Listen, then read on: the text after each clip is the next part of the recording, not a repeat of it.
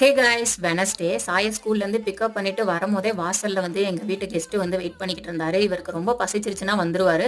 So அவருக்கும் சாப்பாடு வச்சுட்டு வந்து நான் ஈவினிங் சாய்க்கு வந்து ஸ்நாக்ஸ் வந்து ரெடி பண்ணி கொடுத்தேன். வெண்டைக்காய் சிப்ஸ் மாதிரி. ஸோ இந்த மாதிரி பண்ணி கொடுத்தா தான் சாப்பிட்றான். வெண்டைக்காய் குழந்தைங்களுக்கு கொடுக்கணும், பட் வந்து கூட்டாக கொடுத்தா சாப்பிட மாட்டாங்க இந்த ஏஜில்.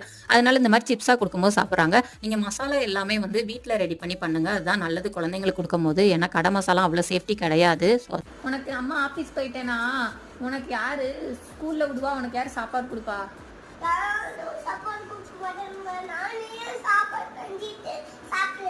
அம்மாக்கு சாப்பாடு செஞ்சு வைப்பியா?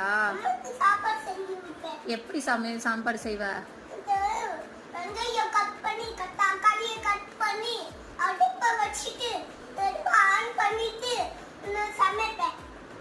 அப்படியா?